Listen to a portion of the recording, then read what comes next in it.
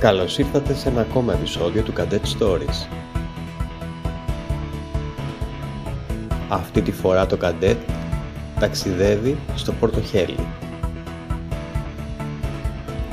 Εκεί θα δούμε διάφορα σημεία τουριστικού κυρίως ενδιαφέροντος, καθώς επίσης και κάποιες από τις ομορφότερες παραλίες της περιοχής.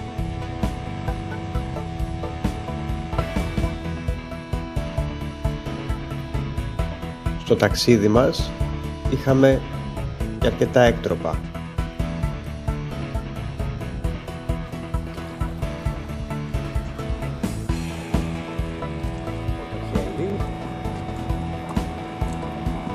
Από τις πιο ωραίες ώρες για να έρθει κανείς, ειδικά αυτή την εποχή, βρισκόμαστε στην Ιερά Μονή Αγνούντος. Οι αρχικές μου υποψίες επιβεβαιώθηκαν. Όντως μας παρακολουθούσαν. Αυτό το κίτρινο αυτοκίνητο μας παρακολουθεί από την Σελόντα.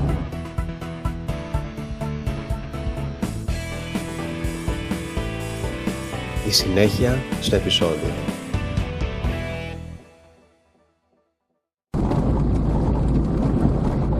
Άλλο ένα Cadet Stories.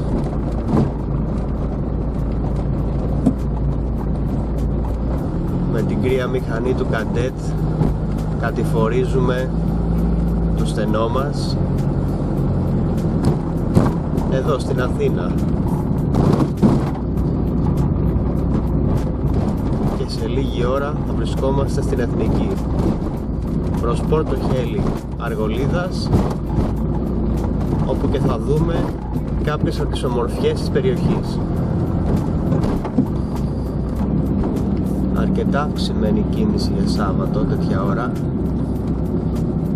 Επειδή είναι εργάσιμη μέρα, είναι λογικό από τη μία.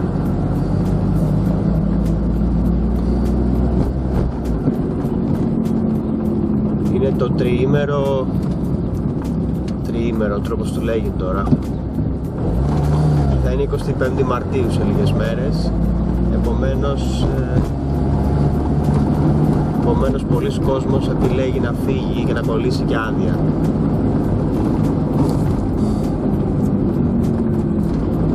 Καθώς προσπάθησαν να μας κλέψουνε, σαν να είμαστε στους δρόμους. Αυτή τη στιγμή ψάχνουμε μια αριστερή κλειδαριά σε καλύτερη κατάσταση, γιατί μας τη χαλάσανε. Βρισκόμαστε Εθνική Οδό, μέσα στο τούνελ, το πρώτο τούνελ της διαδρομής στην Αθηνών Κορίνθου, στο ρεύμα προς Κόρινθο. Μέσα στο τούνελ λοιπόν, εδώ που όλα χάνονται, σήματα, ραδιοφωνικά σήματα, σήματα Morse, σήματα καπνού, δεν ξέρω για ποιο λόγο μας τάψανε μέσα στα τούνελ και βγαίνουμε τώρα επιτέλους. Αχ, ωραία λιακάδα, Εθνική Οδό Αθηνών Κορίνθου, στο ύψος της Κινέτας. Φέρε μου μια ταμπλέτα να το διώξω από την Κινέτα, φέρε μου μια ταμπλέτα να το διώξω από την Κινέτα. Το μεταξύ πέρασε δίπλα, εγώ γράφω κινηματογραφώ, αλλά αυτοί είμαστε. Το Πόρτο Χέλι είναι μια κοσμοπολίτικη παραθαλάσσια κομμόπολη της Αργολίδας, γνωστή ως η Ελληνική Ριβιέρα. Διαθέτει πολυτελή θέρετρα, όμορφες παραλίες και φυσικό λιμάνι. Βρίσκεται μόλις 175 χιλιόμετρα από την Αθήνα, που αυτό μεταφράζεται οδικός σε 3 ώρες περίπου. Τον ίδιο χρόνο κάνουμε και ακτοπλοϊκός από Πειραιά. Για να φτάσει κάποιος στο Πόρτο Χέλι πρέπει να πάρει την Εθνική Οδό Αθηνών Κορίνθου Πατρών. Στο ύψος του Ισθμού ακολουθούμε πινακίδες προς Επίδαυρο.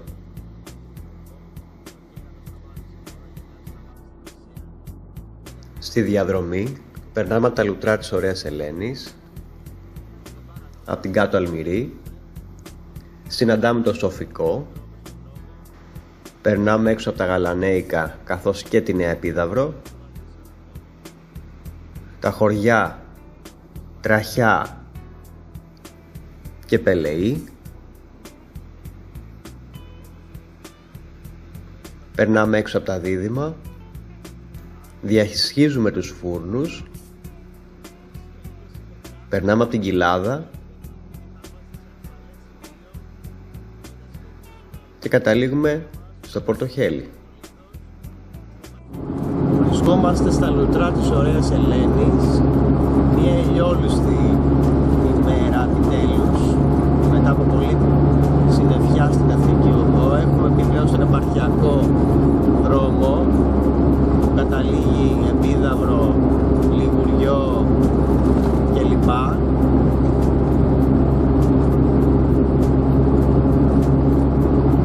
Έχουμε πίσω μας λεωφορείο που προσπαθεί να μας προσπεράσει και μπαίνουμε στις Κεχριές.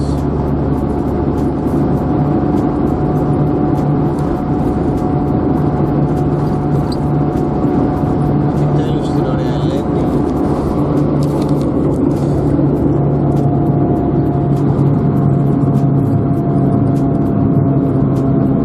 Τα λουτρά της ωραίας Ελένης, εδώ είναι η παραλία που το καλοκαίρι κατακλείζεται από κόσμο.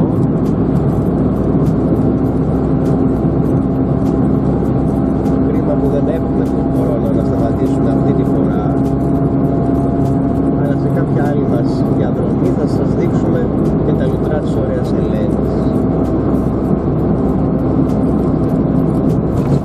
Έστω και έτσι όμως παίρνετε μια ιδέα από την ομορφιά του τοπίου.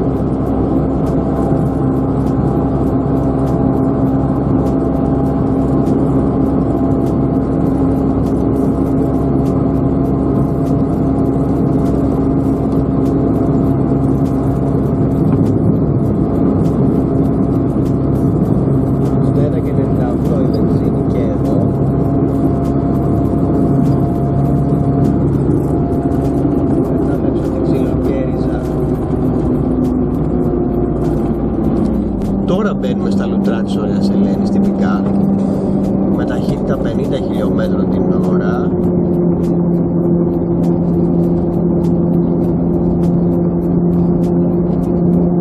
Εδώ λοιπόν βλέπουμε την περιοχή ουσιαστικά μέσα, με την αγορά, με όλα τα μαγαζιά, καφέ.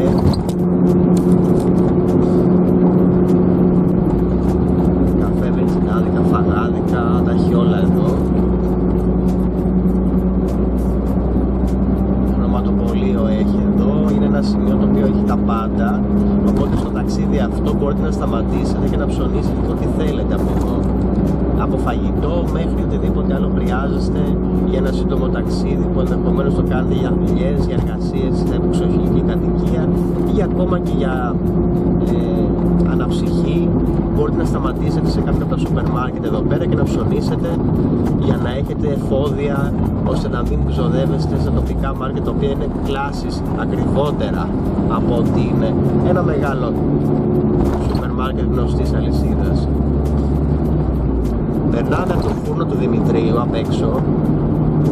Δεν θα σταματήσουμε τώρα, εξάλλου έχουμε σταματήσει άλλες φορές για να πάρουμε το κλασικό ντόνατ, αλλά στη φάση αυτή θα συνεχίσουμε το ταξίδι μας επειδή έχουμε μια ηλιόλουστη μέρα μπροστά και ίσως σταματήσουμε λίγο σε κάποια από τα επόμενα σημεία ενδιαφέροντος για να δούμε.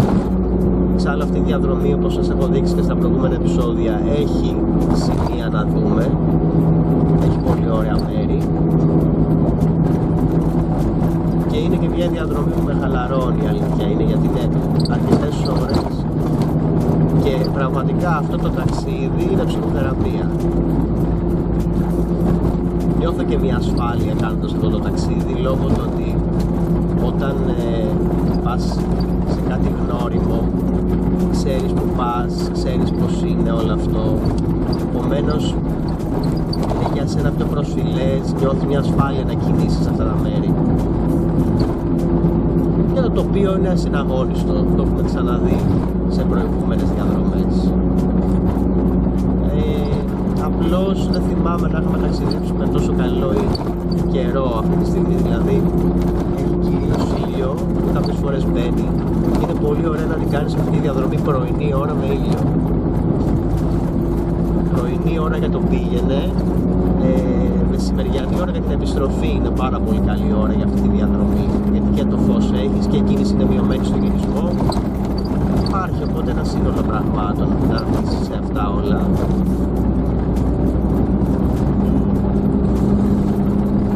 Σε λίγο θα βγούμε από την ωραία Ελένη.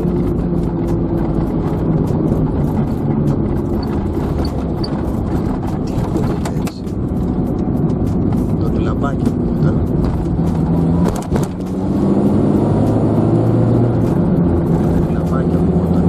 Τώρα σταμάτησε να ακούγεται, αλλά στραβώσαμε τελώς.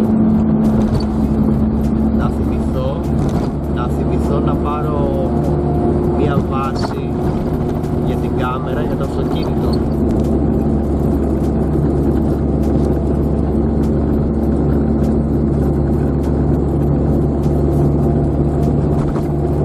Η διαδρομή είναι πολύ ήρεμη.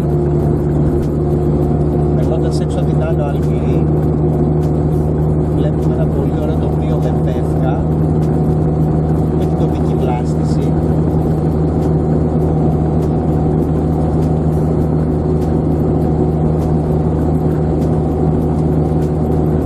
Είναι σίγουρα χωριά που έχουν τη δική τους παράδοση, τα δικά τους προϊόντα και τις δικές τους ομορφιές. Η χώρα μας έχει όντως τόσο ωραία μέρη, μπορείς να επισκεφτείς. Και αυτό που σκεφτόμουν τις προάλλες είναι ότι δεν σου φτάνει μια ζωή για να γυρίσεις όλη την Ελλάδα και για να πας στο τελευταίο νησάκι, το οποίο έχει μαγικό τοπίο και μπορείς να απολαύσεις ένα ξεχωριστό Άγιο Βασίλεμα. Δεν σου φτάνει μια ζωή. Θες κι άλλο. Δεν είναι σε φρεζαρισμένο έδαφος. Ο δρόμος θα υποστεί συντήρηση.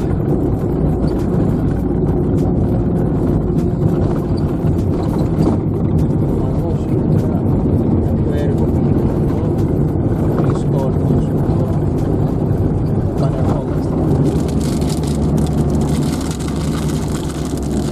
Μπορούμε να συνεχίσουμε την οδήγηση, την ανάβασή μας στα Βάτα.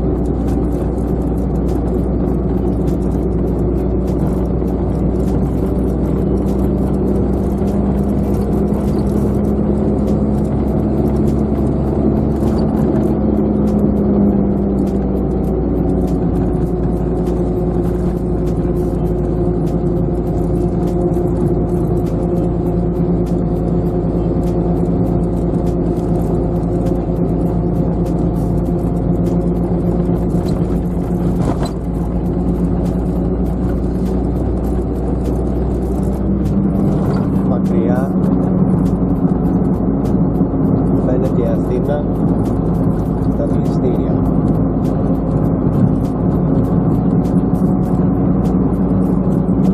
Είμαστε ακριβώς απέναντι στο χάρτη αυτή τη στιγμή.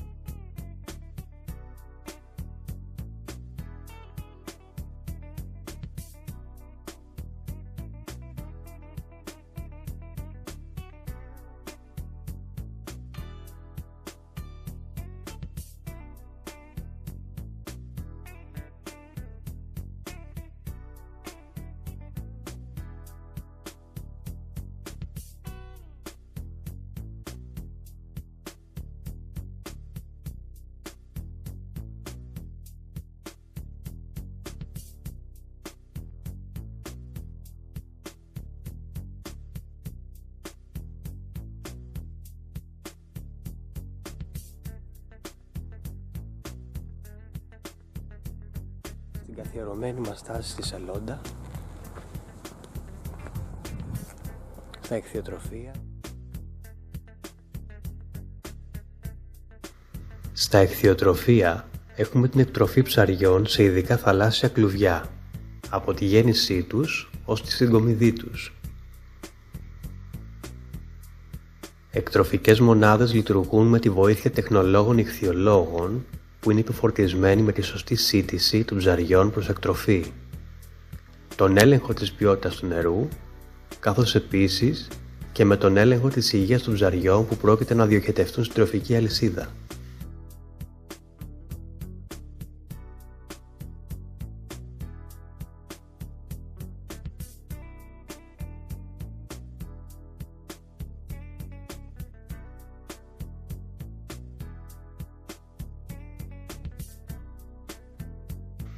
Για τα ψάρια που εκτρέφονται στη Μεσόγειο, τα ηχθιάλευρα είναι η πλουσιότερη σε αμινοξέα και πρωτεΐνη τροφή. Τα ηχθιάλευρα διαθέτουν πολυακόρεστα ω3 και ω6 λιπαρά οξέα, βιταμίνες Β, καθώς και φωσφολιπίδια, χολίνη και ανόργανα στοιχεία προερχόμενα από ψάρια ελεγχόμενης αλίας από το Βόρειο Ατλαντικό και το Νότιο Ειρηνικό.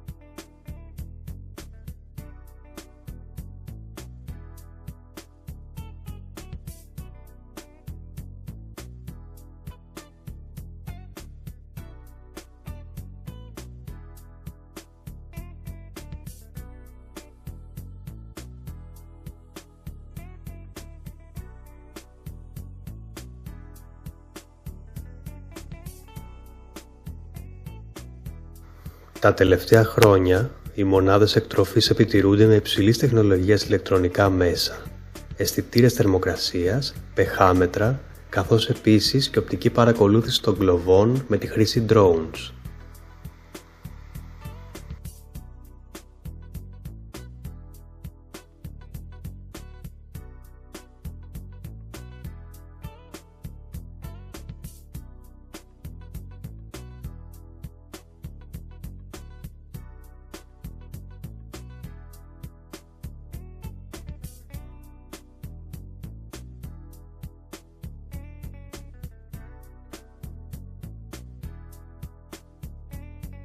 Οι ποσότητες που τρώνε τα ψάρια διαφέρουν αναλόγως στη θερμοκρασία του νερού. Συναντάται μάλιστα το παράδοξο να τρώνε μεγαλύτερες ποσότητες κατά τις υψηλές θερμοκρασίες, πάντοτε ανάλογα με το βάρος τους. Στην Ελλάδα υπάρχουν 8 εργοστάσια παραγωγής ηχθειοτροφών, παράγοντας 260.000 τόνους τροφής ετησίως, καλύπτοντας το 95% της εγχώριας ζήτησης. Η Ευρωπαϊκή Ένωση έχει χρηματοδοτήσει προγράμματα για τη γνώση των ηχθειοκαλλιεργειών όπως Perform Fish, Med-Ed και Aqual Impact.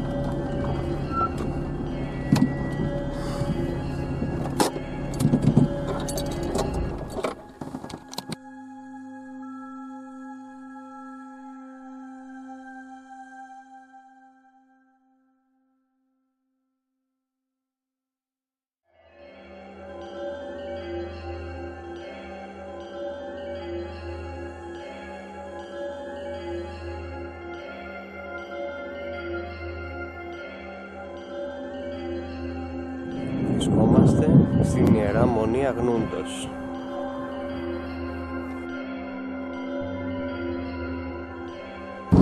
Φύγαμε άρον από τη Μονή Αγνούντος γιατί ένας τύπος μας παρακολουθούσε.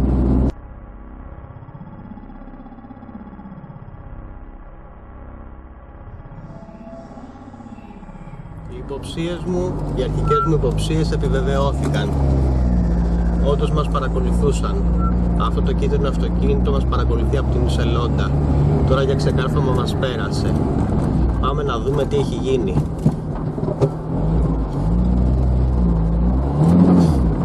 Πάμε να τον προλάβουμε, να δούμε τι έχει συμβεί, γιατί μας παρακολουθεί. Αυτός τώρα σίγουρα θα το τραβήξει το θέμα. Μία φορά να πάω να κάνουμε επεισόδιο και να μην γίνει κάτι. Μία φορά καημό το έχω.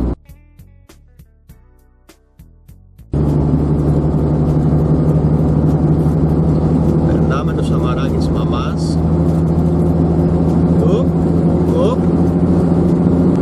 Και συνεχίζουμε την πορεία μας προς Πορτοχέλη. Τώρα απέχουμε γύρω στα 50 χιλιόμετρα από τον προορισμό μας. Δεν ξέρω τι μπορεί να γίνει σε 50 χιλιόμετρα. Κοντεύουμε ένα σημείο το οποίο μπορεί να μας σταματήσουν. Θα το δούμε αυτό.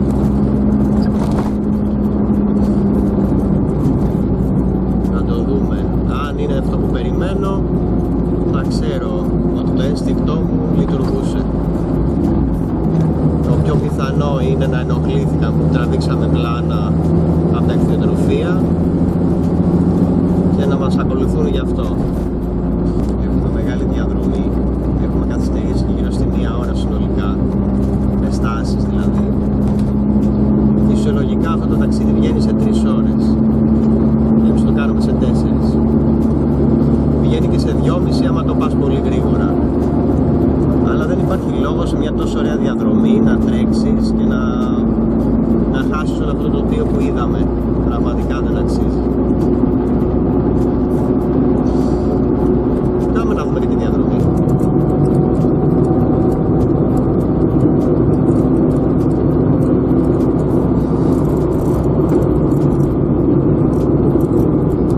Βλέπουμε ότι εδώ πέρα τώρα θα γίνει κάτι.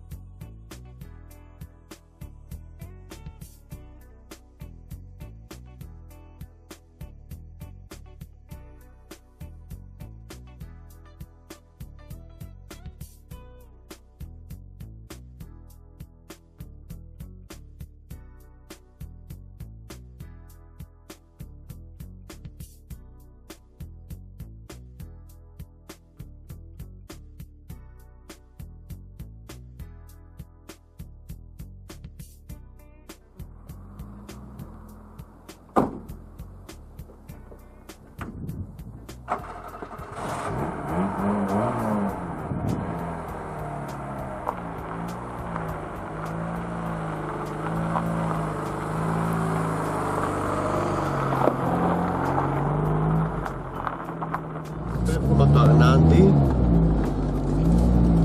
Συνεχίζουμε με μεγάλη προσοχή την πορεία μας.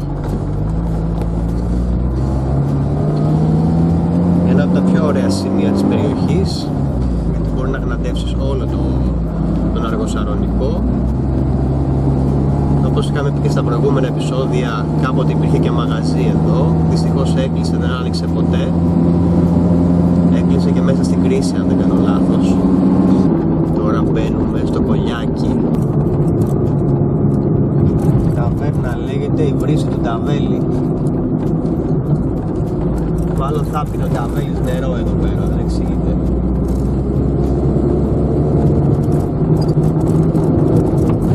Τόσα χρόνια αυτός ο δρόμος έτσι κακοτράχαλος, δεν τον έχουν φτιάξει. Περνάμε από μια έξυπνη κατασκευή, το Container Coffee. Έξυπνη ιδέα αυτός που την είχε, να φτιάξει καφέ εδώ στο μέσα του πουθενά. Μόνος δεν είχε κάτι να προβάλλεις καφέ εδώ μετά. Γνωστές καντίνες με τα τοπικά οπορολαχανικά. Πολλοί άνθρωποι ζουν από αυτό και αξίζει να το στηρίξουμε. Βγαίνουμε από το Κολιάκι.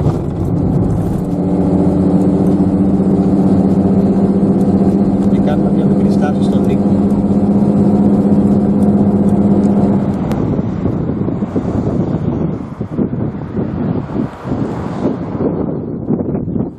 Ο φούρνος του Νίκου, λίγο πιο έξω από το Κολιάκι.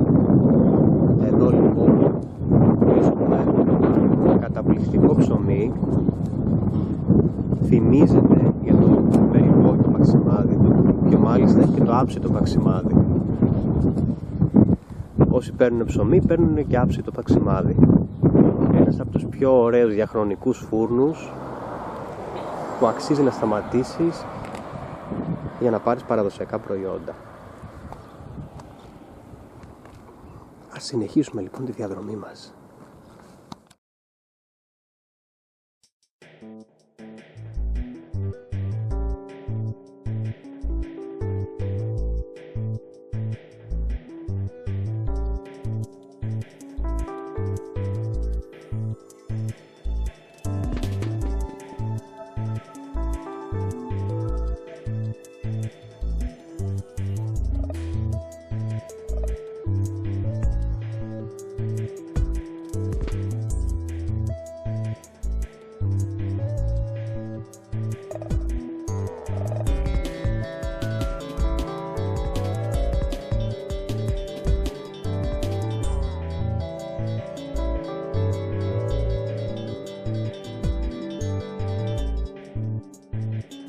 Κάθε φορά που περνάω από αυτό το μέρος θυμάμαι την ιστορία με τον εστιάτορα, το γνωστό εστιάτορα, δεν θα αναφέρουμε το όνομά του για ευνόητους λόγους, που ήμουνα σειρά στο στρατό. Οι λίγοι ξέρουνε. Λοιπόν, ερχόμενος εγώ από Σκοπιά, μετά από 12 ώρες Σκοπιά, πήγα να φάω 6 ώρα στο μαγειρίο. Ήταν λοιπόν αυτός ο εστιάτορας εκεί. Αυτοί βρίσκαν ευκαιρία να κάνουν αλητίες οι πεζικάροι που ήταν δίπλα. Να το ξαφρίζουν εκείνος, να του παίρνουν τα μαχαιροπύρουνα και να έχει αυτός λιγότερα. Τα οποία είναι χρεωμένα στον εστιάτορα, στο στρατό. Πηγαίνω 6 ώρα και μου λέει τώρα ήρθε τώρα τέτοια ώρα έχω καθαρίσει, τώρα ήρθε να φαρκηθεί. Με τα χίλια ζόρια κάθισα να φάω ένα πιάτο φαγητό μετά από 12 ώρες στη Σκοπιά ξεχασμένος. Κλασικοί πουλίδες, πεζικάροι τον βρίσκανε κορόιδο και του κλέβανε μαχαιροπύρουνα, τα οποία είναι χρεωμένα στον εστιάτορα. Έτσι, επειδή ήταν μείον την προηγούμενη μέρα, είχα ρίξει 10 μαχαιροπύρουνα από τα δικά του στα δικά του. Οπότε να σας σταθμίσουμε λίγο τη χασούρα και να ξαναπάει στο 50. Την επόμενη μέρα λοιπόν που πηγαίνω, την ώρα που πηγαίνω, αφού είχα κάτσει να φάω καθυστερημένα και με κατσάτιασε, έρχεται και μου λέει «Γεια Χρήστος, να μετρήσουμε το μαχαιροπύρουνα». «Να μετρήσουμε», του λέω. Και τον έχω τώρα στο τραπέζι μπροστά μου και ξεκινάει να μετράει.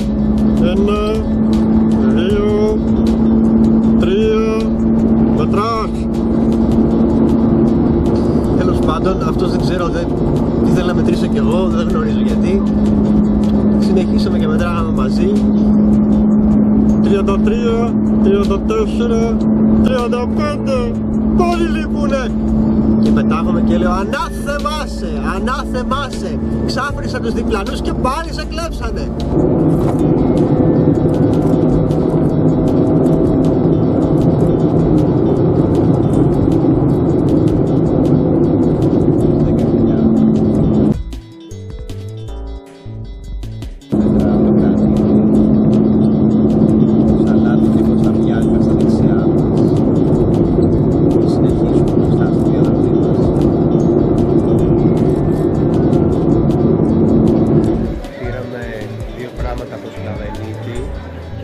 συνεχίζουμε το ταξίδι μας, πάμε προς το σπίτι. Φεύγουμε από το Σκλαβενίτη. Έχει ανοίξει καινούριο κατάστημα εδώ κάτω. Περνάμε το φούρνο του Καραγιάννη τώρα. Να βάλουμε καύσιμο, ξεχάσαμε. Φεύγουμε από την Aegean. Βάλαμε καύσιμα 1,97. Συνεχίζει το ράλι των τιμών ανωδικά.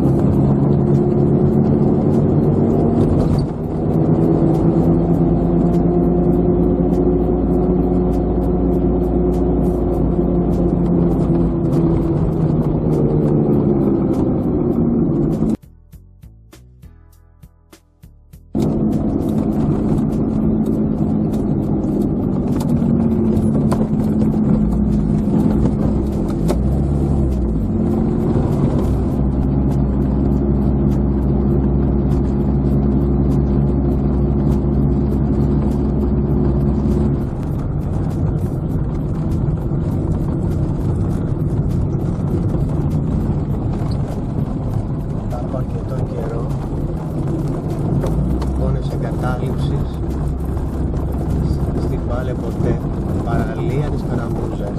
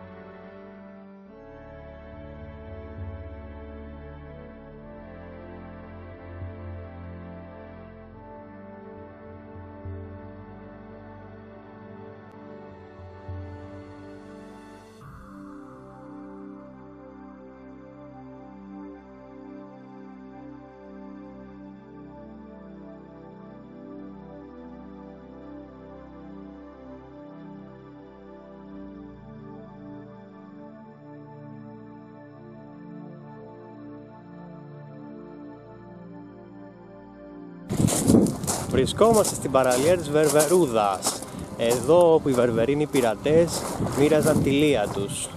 Μια βοτσαλώδης παραλία που σε μόλις 3-4 μέτρα αρχίζει να βαθαίνει πάρα πολύ, επομένως δεν χρειάζεται να πας πάρα πολύ βαθιά για κολύμπι. Είναι από τις πιο ωραίες ήσυχες παραλίες κοντά στο Πορτοχέλι και την προτιμάνε οι περισσότεροι ντόπιοι λόγω των καθαρών νερών και λόγω της πολύ μεγάλης παραλίας που είναι ελεύθερη στο συγκεκριμένο μέρος, και εδώ μπορείς να έρθεις οικογενειακός και να καθίσεις για ώρες. Κάποτε υπήρχε καραμούζα εδώ, προς το παρόν έχει ανοίξει ένα άλλο beach bar, σε λίγους μήνες θα είναι ανοιχτό. Βλέπουμε ότι η δύση από το σημείο το συγκεκριμένο είναι καταπληκτική. Και αφού είδαμε την παραλία της Βερβερόντας, ας πάμε να δούμε και στο Πορτοχέλι τι γίνεται.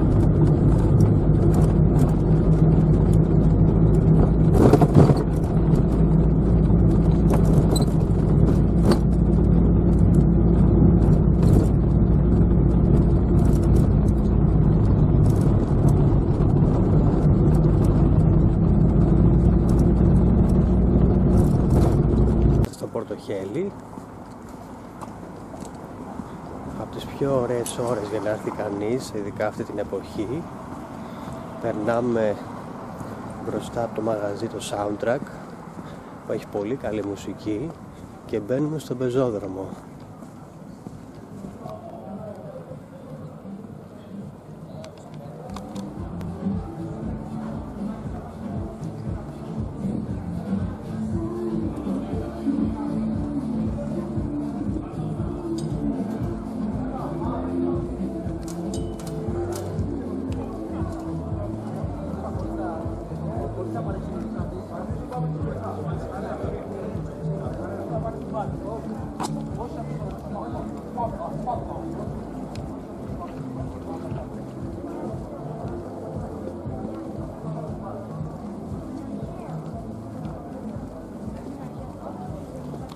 Συνεχίζουμε τη βόλτα μας στο Πορτοχέλι. Αυτή τη στιγμή δεν έχει πολλή κίνηση έξω. Νομίζω φαίνεται κιόλας. Πολύ ήσυχα τα πράγματα.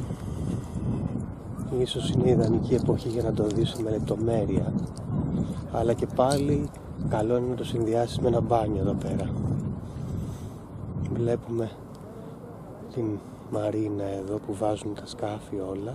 Το καλοκαίρι εδώ πέρα είναι γεμάτο και λίγο πιο πέρα έρχεται και το Flying Dolphin που πλέον λέγεται το Flying Cat μετά από πόσα χρόνια. Συνεχίζουμε τη βόλτα μας στο Πορτοχέλι, το οποίο είναι εντελώς άδειο. Εδώ δηλαδή γίνεται χαμός σε φυσιολογικές συνθήκες, αλλά έχουμε έρθει μέσα προς τέλη Μαρτίου, επομένως είναι λογικό να μην έχουμε τόσο κόσμο εδώ πέρα, αλλά είναι ένας ωραίος προορισμός να επισκεφτείς αν θες κάτι ήσυχο μόλις 3 ώρες από την Αθήνα.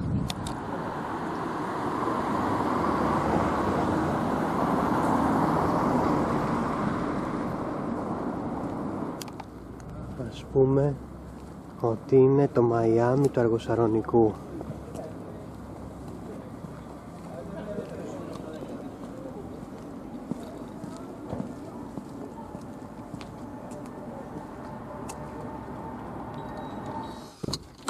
Φεύγουμε από το Πορτοχέλι. Είπαμε να κάνουμε μια βραδινή επίσκεψη για να σας το δείξουμε και βράδυ. Δεν ξέρω αν θα έχω χρόνο να έρθω και το πρωί, αλλά θα το δούμε αυτό.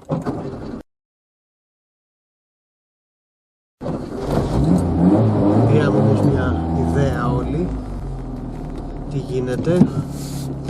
Σε λίγους μήνες θα είναι ακόμα πιο ωραίο και διασκεδαστικά εδώ πέρα, με τη μουσική και όλο το υπερθέαμα που υπάρχει.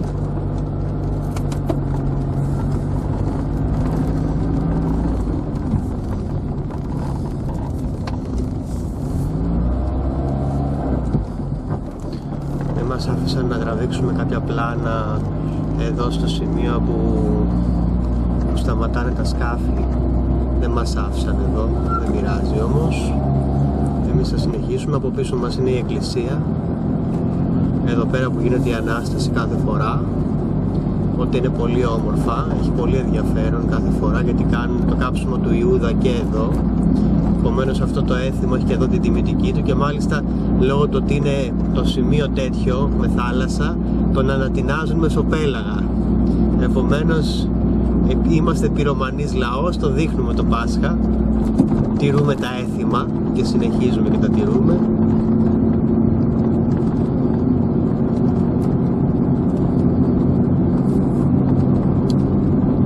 Για κάποιον που του αρέσει φασαρία και νυχτερινή ζωή και όλα αυτά, αυτή η εποχή είναι απαγοητευτική για να βρίσκεται κάποιος εδώ. Αλλά σίγουρα είναι ένας ήσυχος προορισμός, μόλις λίγες ώρες από την Αθήνα, που αξίζει κάποιος να επισκεφτεί. Μπορεί να βρει και φτηνή διαμονή εδώ. Κατά βάση έρχεται σχετικά καλός τουρισμός και αυτό είναι που έχει κρατήσει την περιοχή σε ένα συγκεκριμένο επίπεδο και τις τιμές ανεβασμένες φυσικά. Τώρα βγαίνουμε από το Πορτοχέλι, φύγαμε από το Κυκλάκι, περνάμε από το κλειστό ξενοδοχείο Αλκιών και πάμε σπίτι.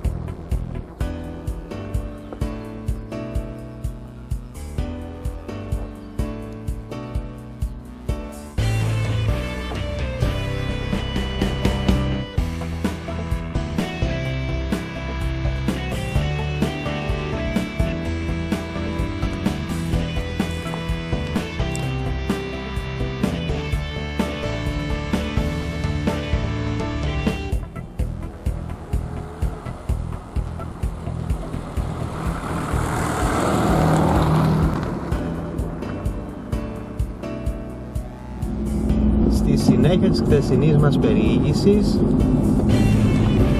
θα πάμε να δούμε ακόμα 2 παραλίες της Βερβερόντας. Ο καιρός είναι πολύ καλός σήμερα, με λιακάδα και καλή θερμοκρασία, επομένως είναι καλή ευκαιρία να δούμε τις 2 παραλίες.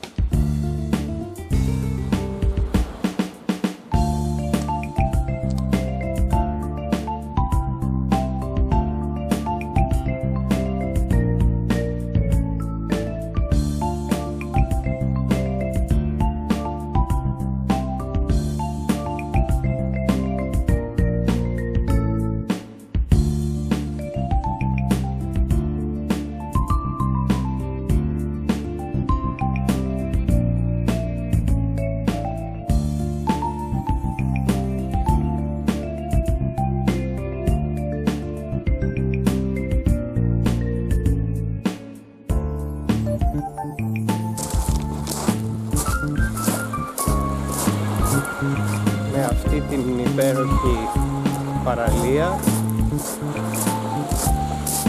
βλέπουμε πόσες επιλογές έχουμε να έρθουμε να κάνουμε ένα μπάνιο στους καλοκαιρινούς μήνες. Τα νερά είναι καταγάλανα, είναι πολύ καθαρή η θάλασσα.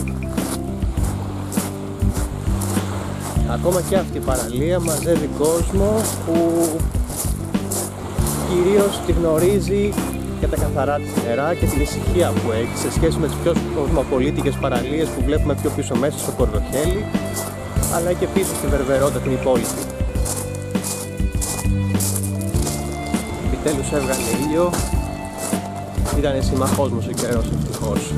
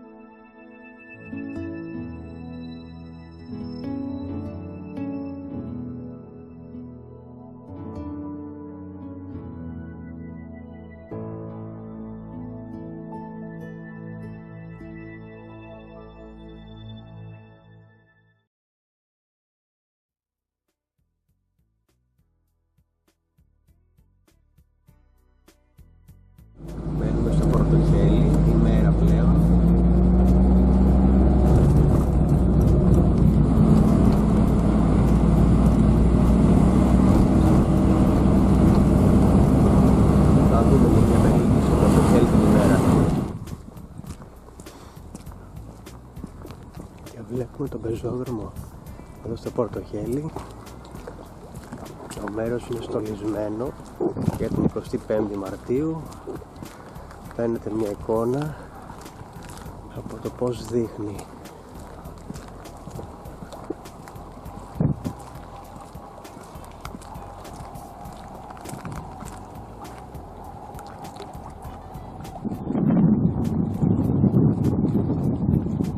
Έχουμε έρθει πίσω από το ναό, στο Πορτοχέλι. Έχουμε έρθει να πάρουμε λίγο τη θέα εδώ. Η θέα είναι καταπληκτική. Πετύχαμε μια μέρα η οποία έβρεξε πριν λίγο, αλλά ο ήλιος δειλά πάει να βγει. Είμαστε εδώ λοιπόν στο Πορτοχέλι και συνεχίσουμε για την Πάλτιζα.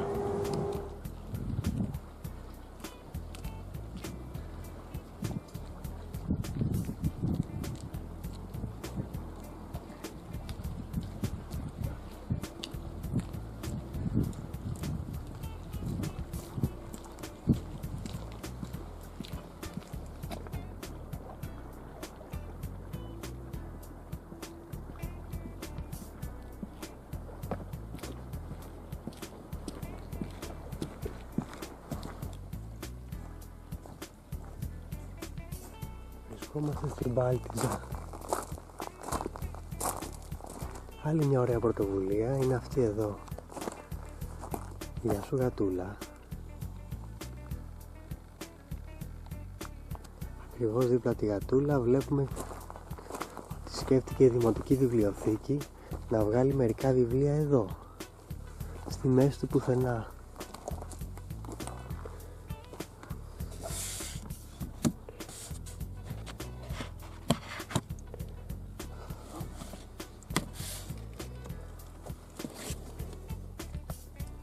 Υποχώρητη.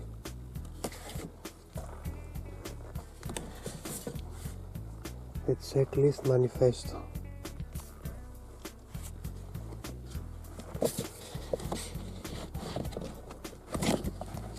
Η ανυποχώρητη ξανά.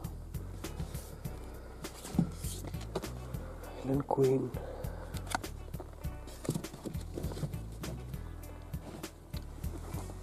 Διάφορα περιοδικά. Είναι μια πρωτοβουλία της κοινότητας Πορτοχελίου με το Δήμο Ερμιονίδος από τη Δημοτική Βιβλιοθήκη.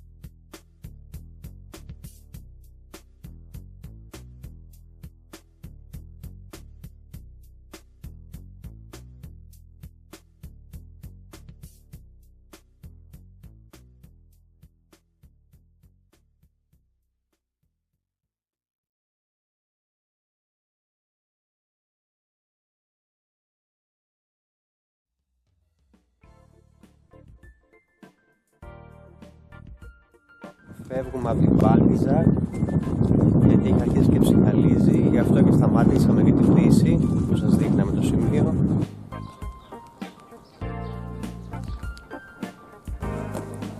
Φεύγουμε από το Πόρτο Χέλι. Αυτή ήταν η σύντομη περιήγηση που κάναμε. Συν τα νυχτερινά πλάνα που είδατε πιο πριν. Είναι ένα μέρος που όντως αξίζει να επισκεφτεί στην κατάλληλη εποχή. Πλησιάζουμε στο θρυλικό Καντέτ και εξαφανιζόμαστε.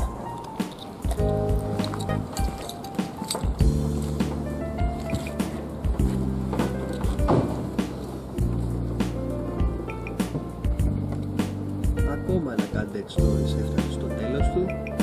Θα τα πούμε σε κάποια από τα επόμενα επεισόδια.